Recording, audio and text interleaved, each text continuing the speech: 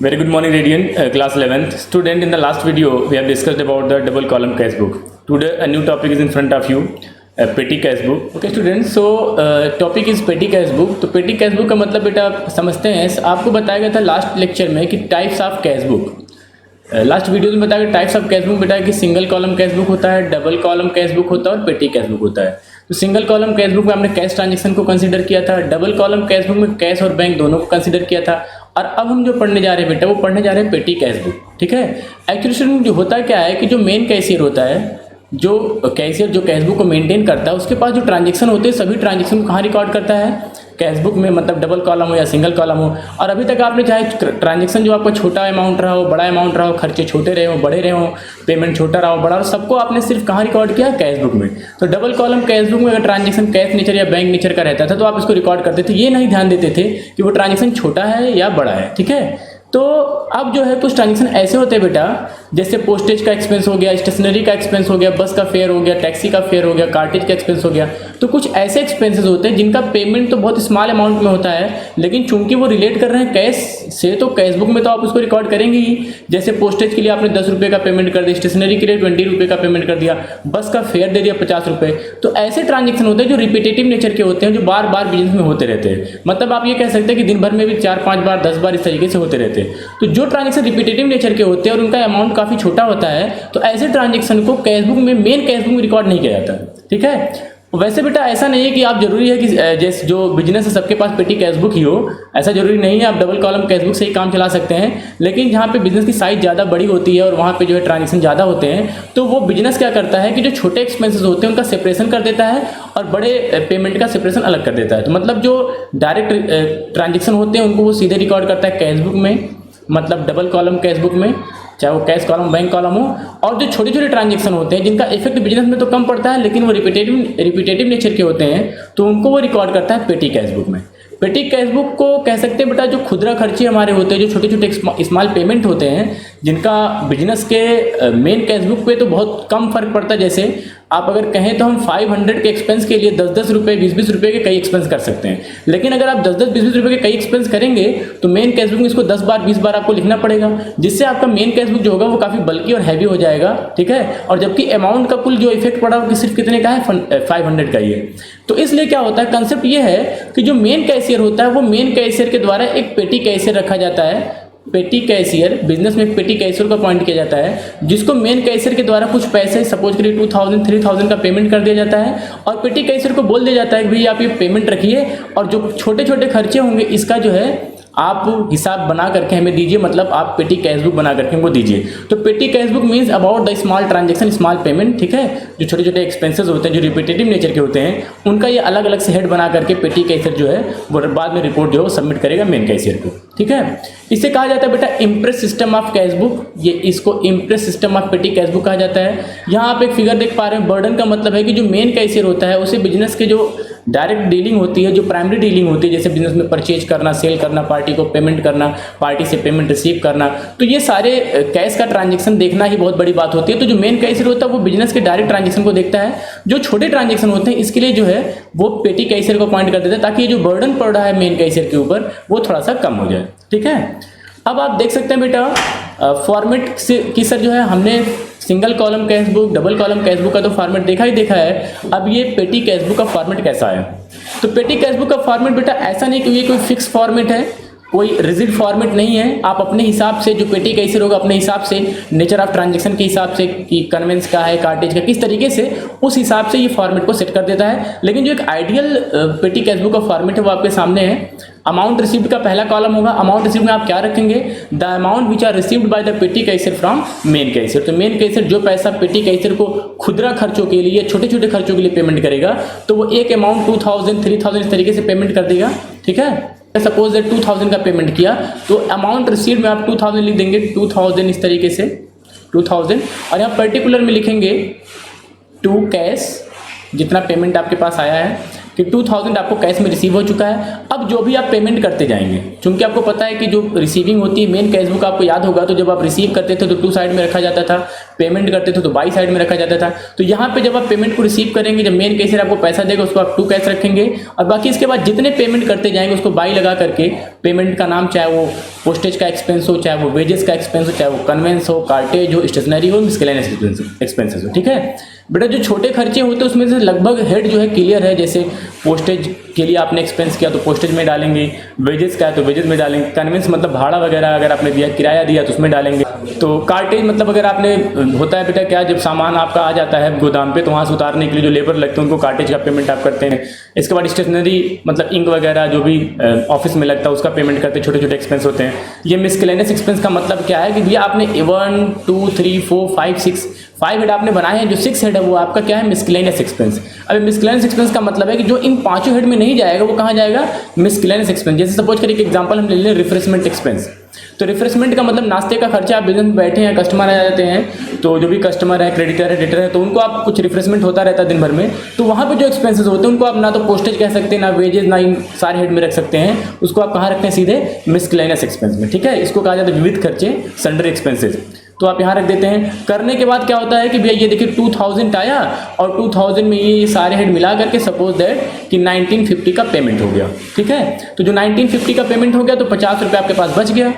तो चाहे वो मंथली रिपोर्ट मांगी जाए या 3 मंथ में मांगी जाए, क्वार्टरली मांगी जाए, तो जिस तरीके से रिपोर्ट मेन कैशियर मांगेगा इनको, तो पेटी कैशियर जो है कहेगा कि आपने जो पेमेंट दिया था हमें 2000, उसमें से 1950 का पेमेंट हो चुका है। वो 1950 किस वे में आपने पेमेंट किया वो आप सीधे दिखा देंगे क्योंकि आपने फॉर्मेट लगातार बना के रखा है, और बाद में बोलेंगे कि 50 रुपये का बैलेंस बचा हुआ है। इस केस में जो अभी मैंने आपको जो बताया बेटा कि imprest system of petty cash book, ये imprest system of petty cash book का सीधा सा मतलब यही होता है कि हर महीने जब वो रिपोर्ट दी जाती है, रिपोर्ट देने के बाद जो उसका मेन बैलेंस होता है उसको मेंटेन करना है। जैसे कि जब आप यहाँ पे शो करेंगे 50 का बैलेंस कि चलिए ठीक है 1950 पेमेंट हो चुका है, 50 अभी बचा है, तो अगली बार जितना पेमेंट हुआ है 1950 फिर जो है मेन कैशियर पेटी कैशियर को अलॉट कर देगा, पेटी कैशियर को फिर से पेमेंट कर देगा 1950, और ये 1950 मेन कैशियर ने दिया और 50 रुपये आपके पास पहले से बचा था, तो बैलेंस के तौर पे फिर से 2000 रुपया पेटी कैशियर के पास आ जाएगा फॉर द नेक्स्ट एक्सपेंसेस। ठीक है, तो स्टूडेंट शायद आपको समझ में आ गया होगा बेटा। इसी पे एक क्वेश्चन देखा जाए तो क्वेश्चन आपके सामने है, prepare a petty cash book on the imprest system from the following particular. तो क्वेश्चन सामने है, पहला क्या है, received ₹10,000 from cashier, purchase stationery 800, wages का पेमेंट। तो दुनिया भर के पेमेंट आपने छोटे छोटे किए हैं, इसको चलो देखा जाए कि किस तरीके से हम सर इसको पेटी कैश बुक बनाएंगे। काफ़ी ईजी है बेटा, कुछ ज़्यादा सोचने की जरूरत नहीं है। सबसे पहले पेटी कैश बुक का फॉर्मेट आप बनाएंगे इस तरीके से, पेटी कैश बुक का फॉर्मेट ऊपर लिख देंगे पेटी कैश बुक, पेटी कैश बुक। ठीक है, 10,000 आपको रिसीव हुआ है किससे, मेन कैशियर से, तो लिखेंगे to cash account, to cash account.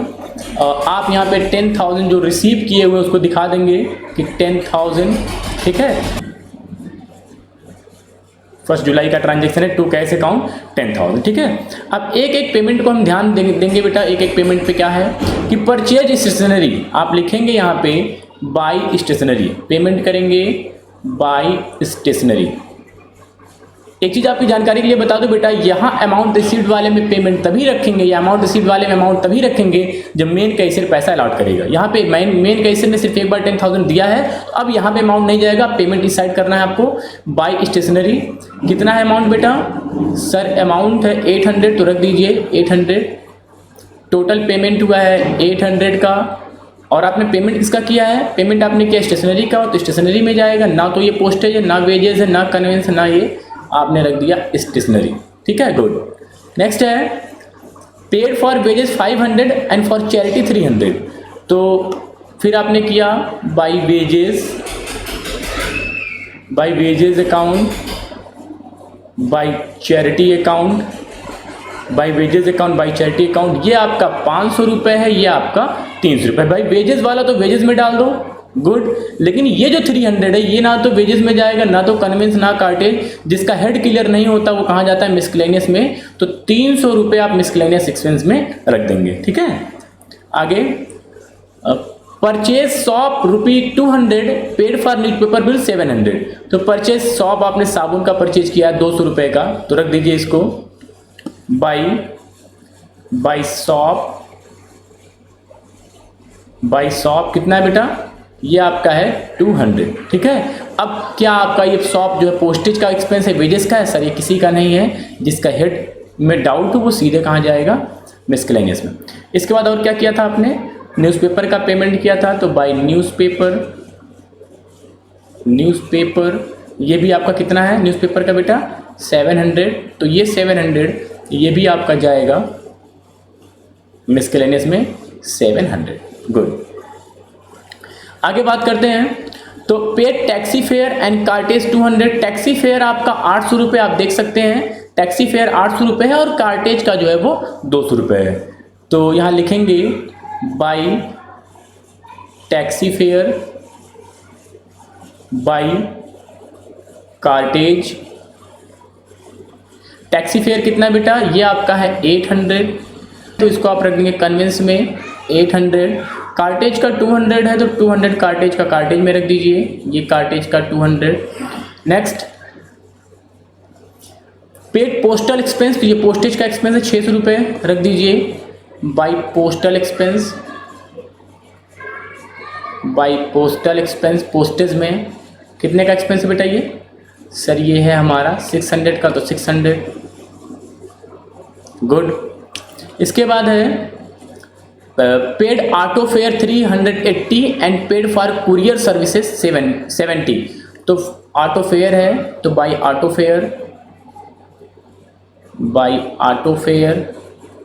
Fair कितना है बेटा 380 रुपये। इसके बाद by courier services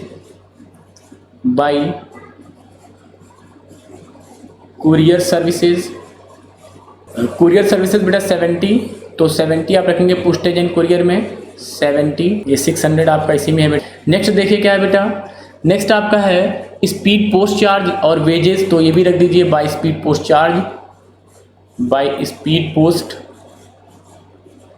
post charge कितना है, स्पीड पोस्ट चार्ज आपका है बेटा 400 और वेजेस 600, तो स्पीड पोस्ट चार्ज 400, इसको आपने रख दिया इसी में 400 बाई।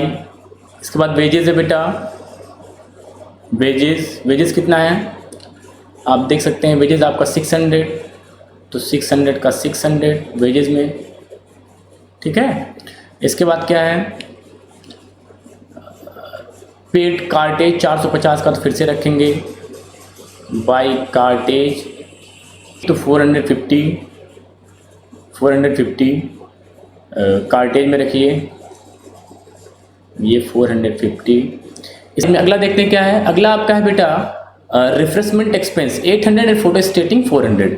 तो ऐसे ही कर लीजिए, लेकिन यहाँ पे पेज फुल हो चुका था, अगले पेज पे कर लीजिए बाई साइड में एकदम सेम फॉर्मेट में ही, बाई रिफ्रेशमेंट एक्सपेंस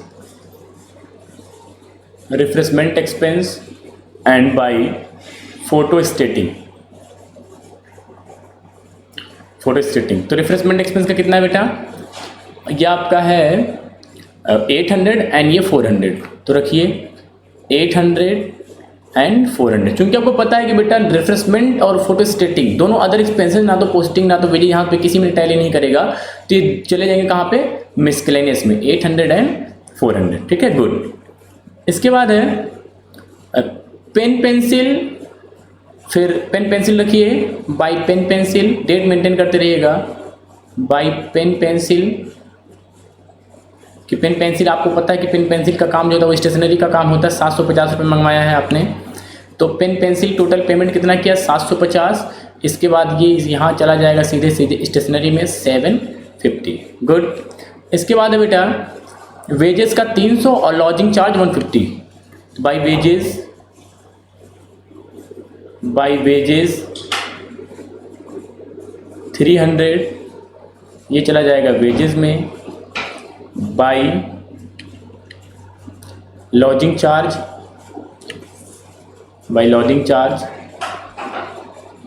ये आपका 150 रुपये, लॉजिंग चार्ज 150 रुपये, इसको आप रखेंगे, ये धुलाई का खर्च है तो 150 रुपये कार्टेज में। ठीक, इतना करने के बाद अब अगला स्टेप आपका क्या होगा बेटा, आप टोटल पेमेंट को ऐड कर लीजिए। इस तरीके से पूरी लाइनिंग खींचेंगे यहाँ से यहाँ तक, क्योंकि ट्रांजेक्शन खत्म हो चुके हैं।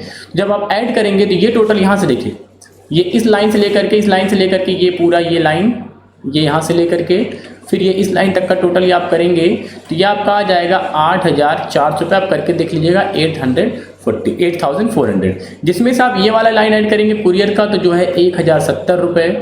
इसको ऐड करेंगे तो ये आपका हो जाएगा 1,400। मतलब आपको इस लाइन से लेकर के आना, मतलब ये भी आपको ऐड करना है और ये भी आपको ऐड करना है, ठीक है। इस तरीके से यहाँ से लेकर के उस कॉलम तक 1,400। इसके बाद आप करेंगे तो ये आपका हो जाएगा 1,180 रुपये आपका हो गया।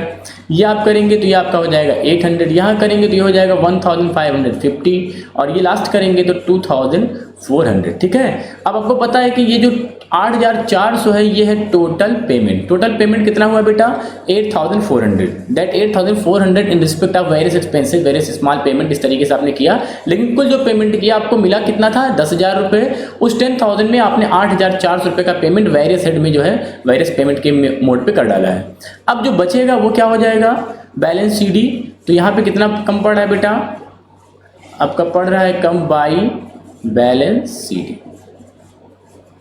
1,600 रुपये। कैसे आया, आपको पता है कि पिछले ईयर का आप देख सकते हैं यहाँ पे 10,000 टोटल है। यहाँ टोटल कितना होगा 10,000, तो 2 और बाई दोनों आपका इक्वल होना चाहिए। ये देखिए यहाँ पे ये 10,000 है तो यहाँ का टोटल करेंगे, ये नीचे वाले में तो आएगा 10,000 और 10,000 इधर भी होना चाहिए। तो ठीक है 10,000 कर दो इधर पे, चूंकि पूरा पेमेंट तो 10,000 हुआ नहीं, पेमेंट कितना हुआ 8,400। तो रेस्ट ऑफ द अमाउंट 1,600, ये बैलेंस CD आप इसको कैरी फॉरवर्ड कर देंगे 1,600, ठीक है। इसी के बेस पे कर दीजिएगा बेटा। क्वेश्चन काफ़ी ईजी है। ओके स्टूडेंट, ये होमवर्क है बेटा, आप इसको पूरा कंप्लीट कर लीजिए, कोई दिक्कत की बात नहीं है। होमवर्क एकदम सेम जैसे आज आपने टॉपिक पढ़ा उसी बेस्ड है, तो कर लीजिएगा। So I think that is enough for today. Thank you, have a nice day.